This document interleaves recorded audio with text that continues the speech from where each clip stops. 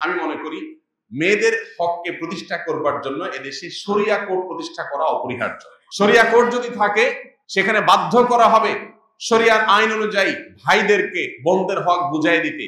কোনো ভাই দিবে না, তার বিরুদ্ধে আইনানুগ ব্যবস্থা করা হবে। এবং সেটা যতদিন না হচ্ছে, বিশেষ করে মেয়েদের এই সম্পদে তাদের অধিকারকে আদায় করবার জন্য সরকার নতুন এবং ভিন্ন কোনো আইন করতে পারে যে কোনো এলাকাতে কোনো ভাই নির্দিষ্ট সময়ের মধ্যে বোনকে হক যদি বোঝায় না দেয়, তাহলে যথাযথ নিয়ম অনুযায়ী বোন যাতে সেটা বুঝে নেওয়ার জন্য দাবি করতে পারে, মামলা করতে পারে এবং নির্দিষ্ট সময়ের মধ্যে সেটা যাতে নিষ্পত্তি করতে বাধ্য থাকে সংশ্লিষ্ট কর্তৃপক্ষ।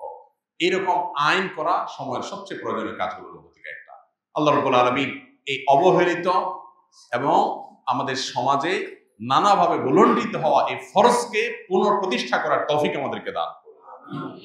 আমরা আল্লাহর এই বিধানের প্রতি ঈমান এনে সেটাকে বাস্তবায়ন করব। আমি আবারও বলছি, আমরা অনেকে আছি চুরি করি না, ডাকাতি করি না, হয়তো অন্যের হক মেরে খাই না, চিটারি বাটপারি করি না, কিন্তু এই জায়গাটাতে শয়তান আমাদের চোখে ধুলি দেয়, আমাদেরকে নানা কুযুক্তি দেয়, সেগুলো দিয়ে আমরা এই সমস্ত বিষয়গুলোকে, ফরজ বিধানগুলোকে আমরা লঙ্ঘন করে চলি।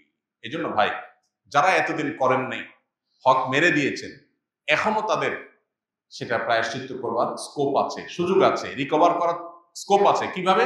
ওই যে কি পরিমাণ সম্পদ তার ছিল বাবার মৃত্যুর পর, যেটা আমি ভোগ করেছি, তার ভ্যালু কত ছিল হিসাব করে এখন হয় ক্যাশ দিয়ে দেন, যে ল্যান্ডের দাম সব প্রপার্টি মিলায় এত হয়েছে ভ্যালু, তার তোমার ভাগে এত পড়ছে, তুমি হয় ক্যাশ নিয়ে নাও, আর না হলে জিনিসপত্র নাও বা ল্যান্ড নাও, কিন্তু যেভাবে হোক মিনিমাইজ করতে হবে। এক্ষেত্রে বোনদের অবশ্য দায়িত্ব থাকে যে ঠিক আছে, অহেতুক ঝামেলা না করে প্রয়োজনে ক্যাশ নিয়েও যদি আমার প্রাপ্য অধিকার আমি নিতে পারি, তাহলে সেক্ষেত্রে অবশ্যই আমাকে মিনিমাইজে আসা উচিত। আল্লাহ তাআলা আমাদের সবাইকে এই ফরজ বিধানকে ঘরে ঘরে প্রতিষ্ঠা করার তৌফিক দান করুন।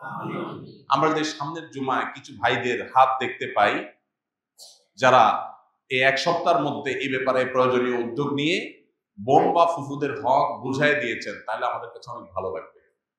যদি এরকম কোন আল্লাহর বান্দা থাকেন যে ঠিক আছে, আমি এক সপ্তাহের ভিতরে ইনশাআল্লাহ আমার সাধ্যে যেটুকু আছে সেটুকু করে বোনদের প্রাপ্য হক আমি বুঝাই দিব, আল্লাহর কাছে তাদের দায় থাকবে না। হক বুঝাই দেওয়ার পর বোনদেরকে বলবো, দেখো বোন, বাবার সম্পদে তোমার হক বুঝাই দিয়েছি, এর মানে এই না তোমার সাথে আমার সম্পর্ক শেষ, এই ভিটাতে তোমার লেনা দেনা চুকায় গেছে, ব্যাপারটা এরকম না।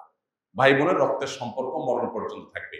তোমার হক তোমাকে বুঝাই দিয়েছি, এটা একটা বিষয়, কিন্তু বোন হিসাবে তুমি আমার বাড়িতে আসবে, আমি তোমার বাড়িতে যাবো, সেটা আরেক বিষয়। এটা মরণ পর্যন্ত অটল অবিচল থাকবে এবং আমাদের মধ্যে অব্যাহত থাকবে।